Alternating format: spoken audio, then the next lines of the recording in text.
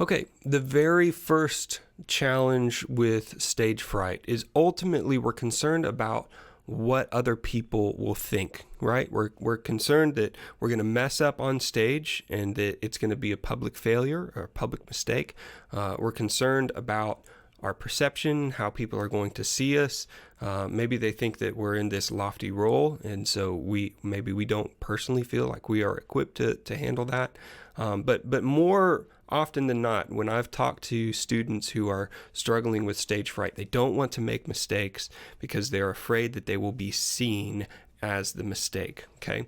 And so what I would do is I would point you, if you are concerned about making mistakes on the stage, let me just first say that as a professional worship leader, like that is my job, is leading worship. There's rarely a Sunday morning where I'm leading in front of the big church where I don't make a mistake.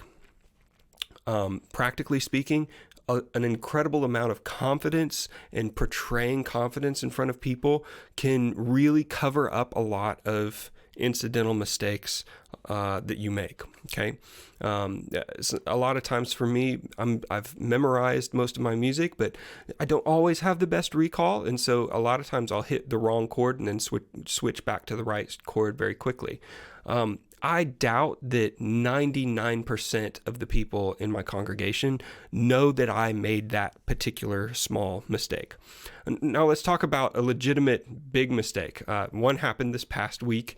We were going to do a hymn. We don't do hymns all the time, but we decided to do a hymn, and we actually had a mandolin involved, and so we were going to kind of do it in this country style. And so I started strumming on this song.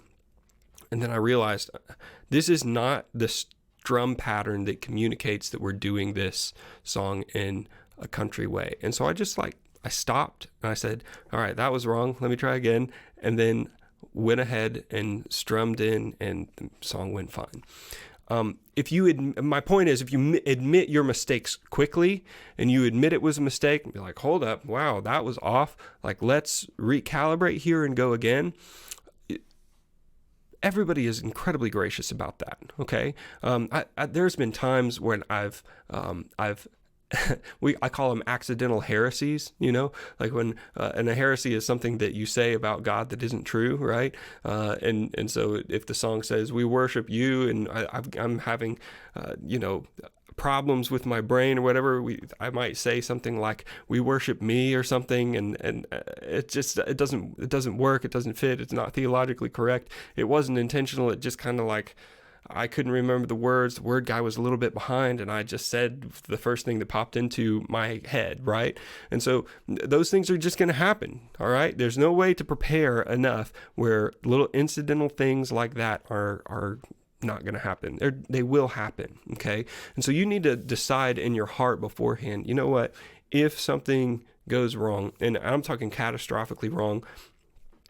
For example, as a guitarist, you put the capo in the wrong place, and you have the intro to the song, and then the whole band is supposed to come in, and then they can't come in because you're not even in the same key, right? Like something catastrophic like that. Or on the keyboard, like you actually accidentally hit that button where it goes boom, boom, and starts cycling a weird like drum loop or something like that.